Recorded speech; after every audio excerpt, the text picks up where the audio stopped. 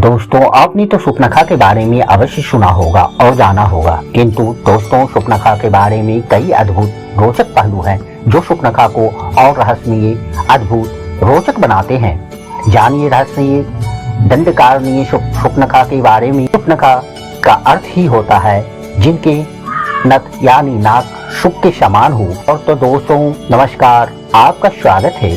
आप जानते थे कि जहाँ पर सुपनखा का नाक काटे गए थे उस जगह का ही नाम नासिक पड़ गया। सुपनखा के ऐसे ही अद्भुत रोचक रहस्य को लेकर वीडियो में आगे बढ़ते हैं। आगे बढ़ने से पहले रोचक रहस्यपूर्ण आध्यात्मिक वीडियो देखने के लिए चैनल को अवश्य सब्सक्राइब कर लीजिए, साथ ही साथ वीडियो को लाइक कर दीजिए।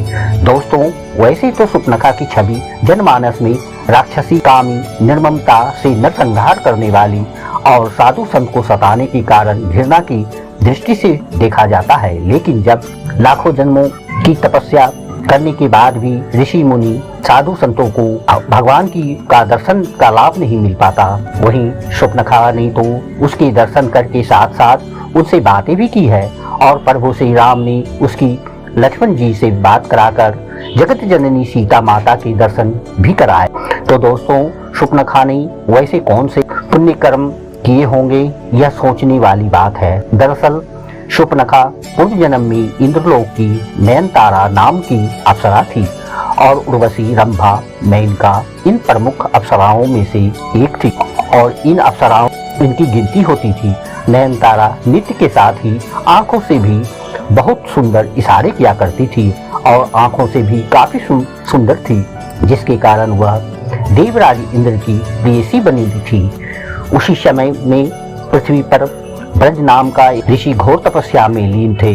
तपस्या को भंग करने हेतु देवराज इंद्र ने ही अप्सरा नयनतारा को पृथ्वी पर भेजा था, लेकिन ऋषि ब्रज की तपस्या नयनतारा के प्रयास से भंग होने के कारण ऋषि ब्रज ने अप्सरा पर काफी क्रोधित हो गए और अप्सरा नयनतारा को राक्षसी होने का श्राप दे दिया। अप्सरा नयनतारा ने ऋषि ब्रज से क्षमा याचना करने पर ऋषि ब्रज ने उनसे कहा कि राक्षस जन्म में ही तुम्हें प्रभु के दर्शन होंगे।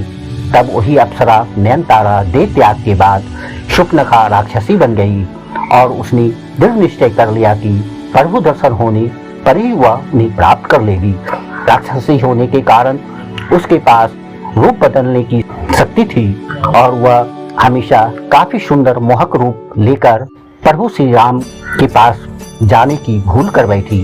पर ब्रह्म प्रभु को तो श्रद्धा, भक्ति, वैराग से ही प्राप्त किया जा सकता है, मोहक रूप छल से नहीं।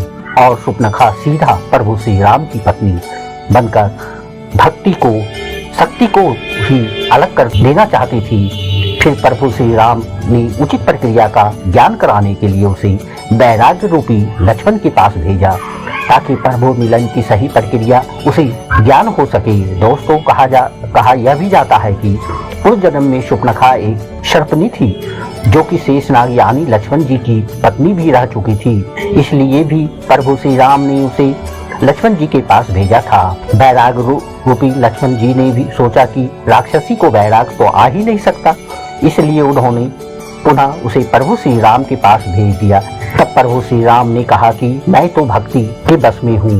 तब सुपनखा भक्ति रूपी माता सीता के पास गई, परंतु वहाँ भी एक भागवत अपराध कर बैठी। सुपनखा ने सोचा प्रभु इस भक्ति के बस में है, क्यों न मैं इसे भक्ति को रूपी सीता माता को ही खा जाऊं, इस भक्ति रूपी माता को ही नष्ट कर दूं।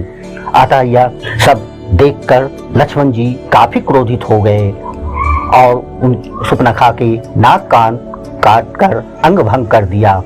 तब जाकर सुपनखा को ज्ञान चक्षु खुला और उन्हें पूर्व जन्म की बातें याद आ गई।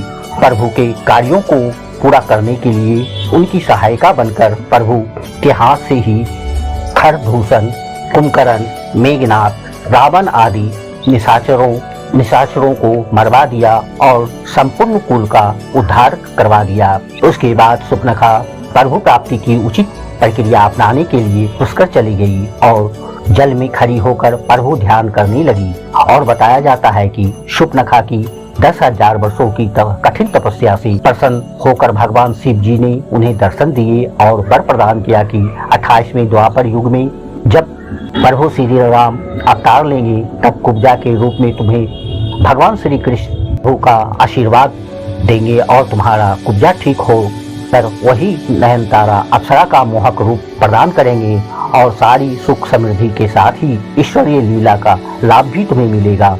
तो दोस्तों, पौराणिक कथाओं के अनुसार कंस के वध के दौरान भगवान श्री कृष्ण की कुब्जा से मुलाकात हुई थी। कहा जाता है कि कालांतर में कृष्ण ने उद्धव जी के साथ कुब्जा का आतिथ्य स्वीकार किया था। दोस्तों, क्या आपको शूर्पणखा के बारे में यह बातें पता थी? कमेंट में ओम श्री कृष्ण वासुदेवाय नमः लिखकर अवश्य बताएं। साथ ही इस तरह की धार्मिक आध्यात्मिक जानकारी रोचकपूर्ण वीडियो देखने के लिए चैनल को अवश्य ही सब्सक्राइब कर लीजिए। यदि आपने अभी तक वीडियो को लाइक नहीं किया है तो वीडियो को अवश्य लाइक कर दीजिए। आप सबों को कोटि कोटि धन्यवाद।